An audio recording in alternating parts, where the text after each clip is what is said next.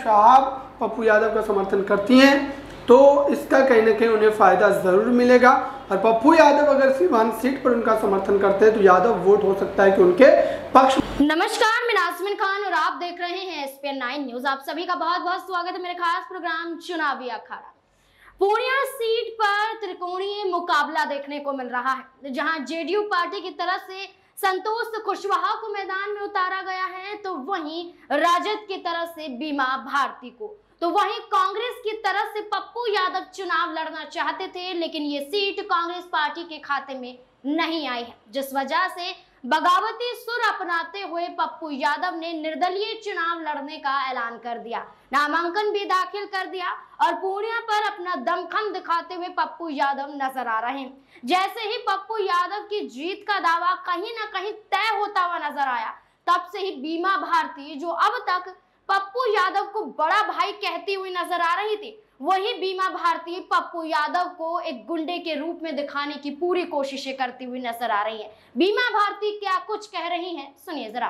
तेजस्वी यादव ने कल बयान दिया है कि पप्पू यादव को लेकर के कि वो बीजेपी के एजेंट है और हेलीकॉप्टर पे घूमते हैं। एजेंट है, ये हेलीकॉप्टर पे घूमते हैं, बिल्कुल एजेंट है।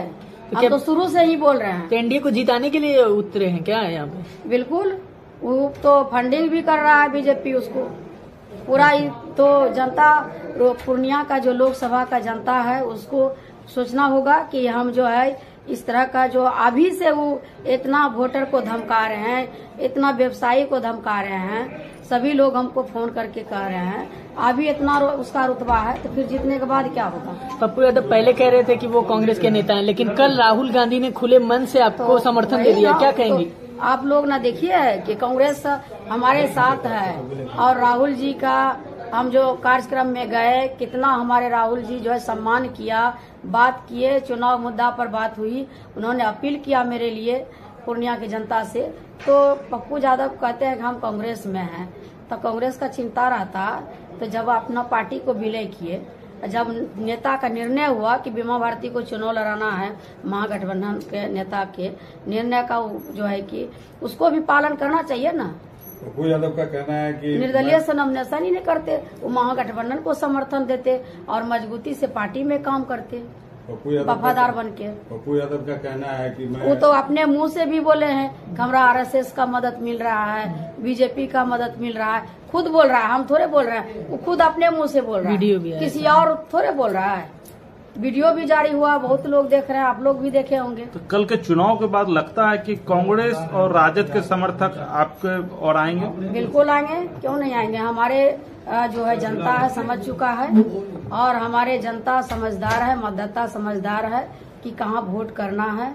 और जितने भी हमारे पूर्णिया की जनता है, उनसे भी हम अपील करते हैं कि एक एक वोट आप क्रमांक संख्या 2 पर लालटेन छाप पर वोट देने का काम करें, क्योंकि अति पिछड़ा के बेटी है, एक गरीब गुरबा की बेटी है।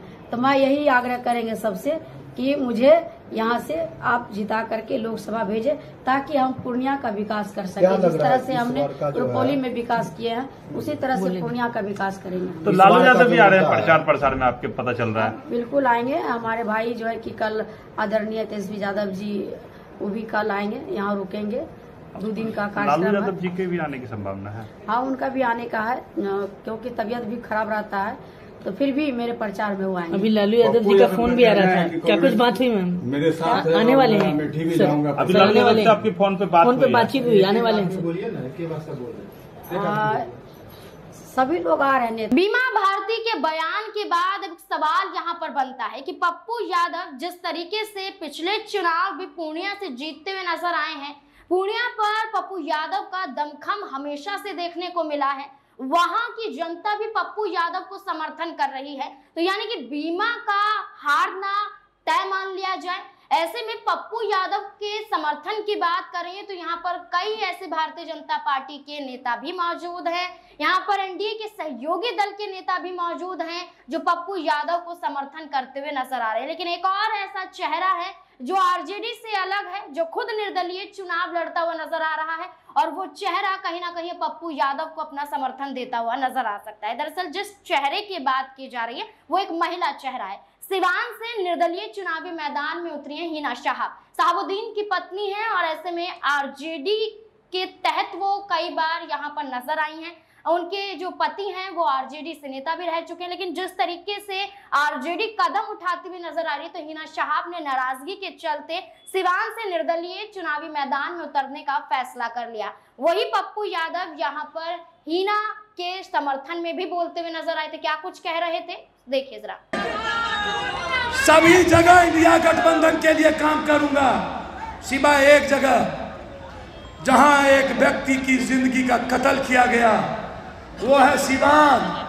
मैं मरते दम तक हिना साहब के साथ खड़ा रहूंगा। सब कुछ छोड़ दूंगा, लेकिन हिना साहब को इस हाल में नहीं छोड़ूंगा। कल आप आए मेरे यहाँ, बगल में आप तारिक अनवर लड़ रहे थे, नहीं गए। किशनगंज में जावेद साहब लड़ रहे थे, नहीं गए। अब सवाल यहाँ पर बनता है कि जब पप्पू यादव हिना का समर्थन करते हुए देखे जा रहे हैं, तो क्या अब हिना भी यहाँ पर पप्पू यादव के लिए प्रचार प्रसार करती हुई पूर्णिया में देखी जा सकती है? मेरे साथ मेरे सहयोगी अबरार मौजूद हैं। अबरार, क्या लगता है, हिना शहाब की बात करें, सिवान से निर्दलीय उतर चुकी हैं, पप्पू यादव भी निर्दलीय पूर्णिया से उतर चुके हैं, तो क्या यहाँ पर हिना पूर्णिया पर पहुंचती हुई नजर आएगी? क्या वहां पर चुनाव प्रचार प्रसार करते हुए पप्पू यादव के समर्थन में देखी जा सकती है? देखिए, बिल्कुल हो सकता है, क्योंकि हिना शहाब को लेकर के जो पप्पू यादव ने अपने पक्ष रखे हैं, जाहिर सी बात है कि वो कहीं ना कहीं यहाँ पर जो है फिर से एक बार जो है स्थिति को बदलती हुई नजर आ सकती है। लेकिन फिलहाल अगर देखा जाए तो ये भी बात कही जा रही है कि पूर्णिया सीट पर जिस ढंग से पप्पू यादव को लेकर के एक माहौल बनाया गया, ठीक उस तरीके से ही सिवान सीट पर भी हिना शहाब को लेकर के माहौल बनाया गया।